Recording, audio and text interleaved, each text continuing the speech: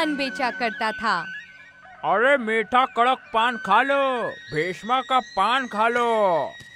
तभी एक आदमी भीष्मा के पास आकर कहता है, अरे भीष्मा भैया, तोहरे पान की तारीफ तो काफी दूर दूर तलक सुनी है।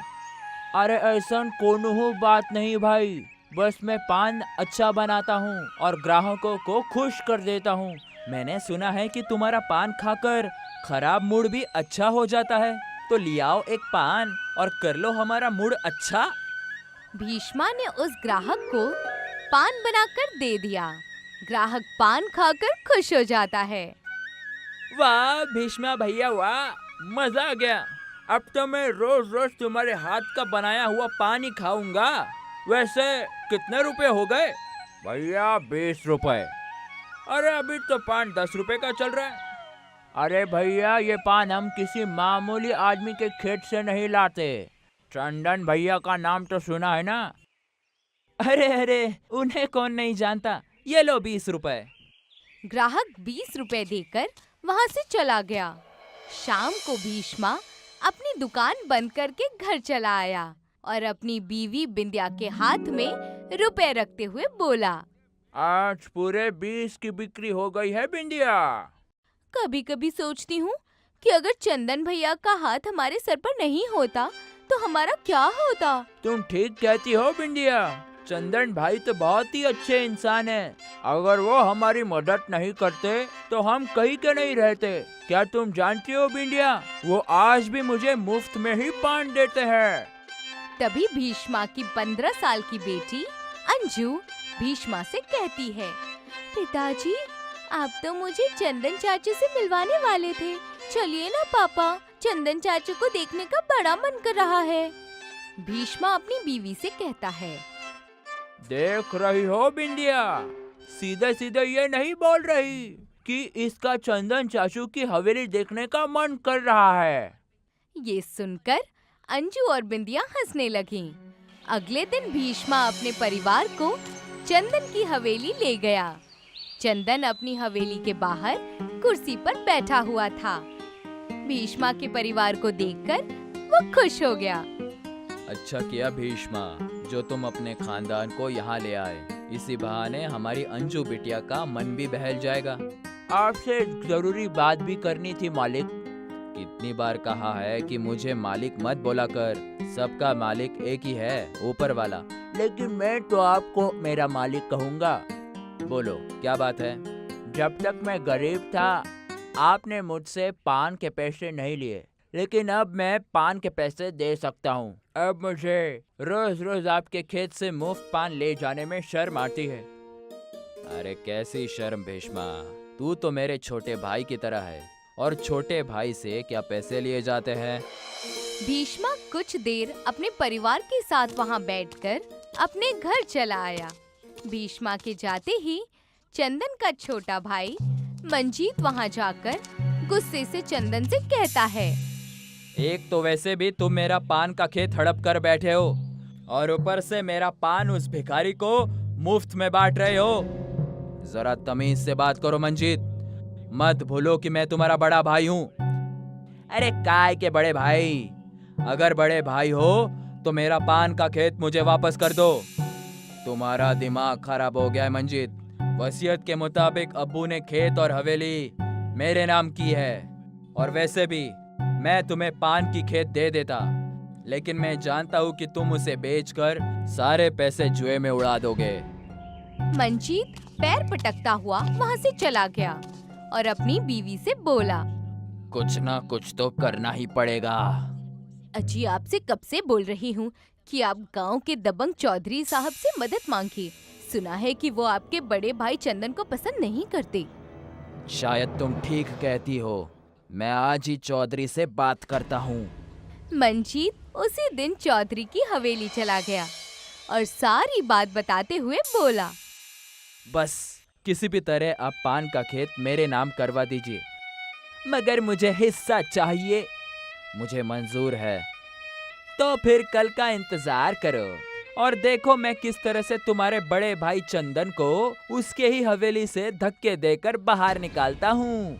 अगले दिन चौधरी एक वकील को और पुलिस वालों को चंदन की हवेली जाकर चंदन से कहता है, तुम्हारे अब्बू के असली वसीयत के कागजात मिल गए हैं चंदन। क्या बकवास कर रहे हो तुम? तभी एक पुलिस वाला चंदन से कहता है, मैंने छानबीन पूरी कर ली है। वसीयत के मुताबिक हवेली और पान के खेत का मालिक तुम्हारा छोटा भाई है। मैं जानता हूँ कि ये सब तुम्हारी साजिश है मंजीत, और मैं ये भी जानता हूँ कि मैं कुछ नहीं कर सकता। जब सब कुछ जानते ही हो तो यहाँ से निकल जाओ। जाने से पहले मैं पान के खेत से कुछ लेना चाहता हूँ।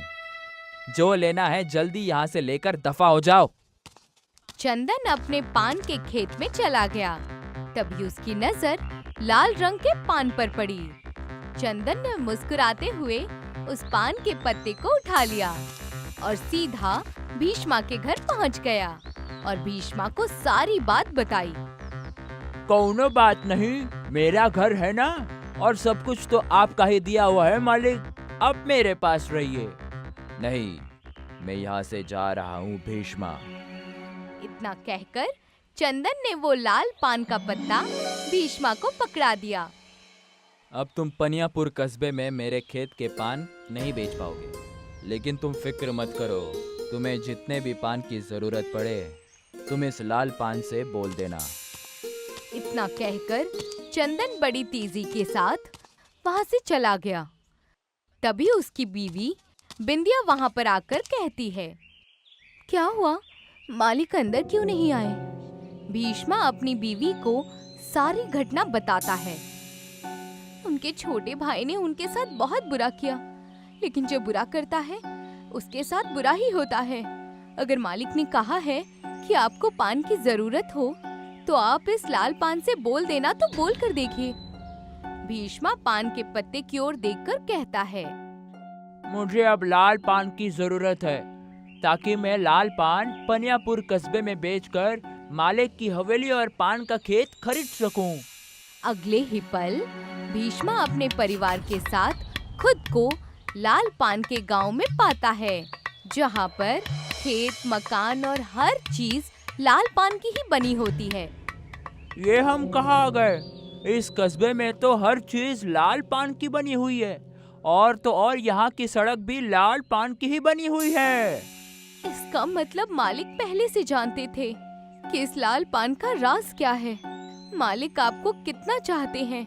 अगर वो चाहते तो खुद यहाँ पर आ सकते थे। तभी एक आदमी वहाँ पर आकर खड़ा हो गया और भीष्मा से बोला, हमारे जादुई लाल पान के कस्बे में तुम सबका स्वागत है। तुम जितने भी पान चाहो यहाँ से ले जा सकते हो। बस अपने हाथ में पकड़े हुए पत्ते से कह देना कि तुम अपनी दुनिया में वापस जाना चाहते हो। भीष्मा ने लाल पान के खेतों से बहुत सारे लाल पान ले लिए और लाल पान के उस पत्ते की ओर देखकर बोला, अब मैं अपने बीवी के साथ अपने कस्बे पनियापुर जाना चाहता हूँ। अगले ही पल भीष्मा अपने परिवार के साथ वापस अपने गांव में आ जाता है। कुछ ही महीनों में भीष्मा के लाए हुए लाल पान आसपास के इलाकों में मशहूर हो गए और मानो उसके ऊपर दौलत की बारिश होने लगी। काफी वक्त बाद बिंदिया अपने पति भीष्मा से बोली, हमारे पास अब इतनी दौलत इकट्ठी हो गई है कि अगर हम चाहें तो अपने मालिक के पान का खेत और मालिक की हवेली छुड़वा सकते हैं। तुम ठीक कहती हो, मैं आज ही मालिक के छोटे भाई के पास जाता हूँ। शाम को भीष्मा चंदन की हवेली में पहुँच गया, मगर उसने मंजीत को नहीं देखा, बल्कि चौधरी को देखा। मैं इस हवेली को खरीदना चाहता हूँ। हवेली के नए मालिक मंजीत जुए में मुझसे ये हवेली और अपना पान का खेत हार चुके हैं, और अब ये हवेली और पान का खेत मेरा है। तो मैं तुम्हें इस हवेली और पान के खेत की 2 गुनी कीमत देने को तैयार हूँ। दुगनी कीमत की बात सुनकर चौधरी तुरंत तैयार हो गया। उसने पैसे लेकर हवेली और पान का खेत भीष्मा को दे दिया और अपनी हवेली में जाकर अपने आप से बोला, बेवकूफ कहीं का। अरे हवेली और पान का खेत तो अभी भी चंदन के नाम पर ही है। मैंने तो बस सिर्फ झूठे कागजात बनाए थे और अपने दिमाग का इस्तेमाल करके दोगुनी कीमत भी हासिल कर ली। लेकिन मुझे समझ में नहीं आता कि आखिर ये भीष्मा लाल पान लाता कहाँ से है, और उसके लाल पान तो दूर दूर इलाकों में मशहूर है।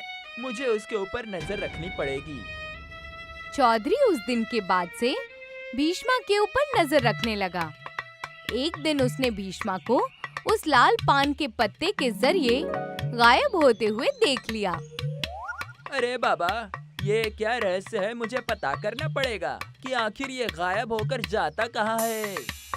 अगले दिन भीष्मा उस जादुई लाल पान के पत्ते को पकड़कर जादुई लाल पान के गांव में जाने ही वाला था कि तभी चौधरी वहां पर आ धमका।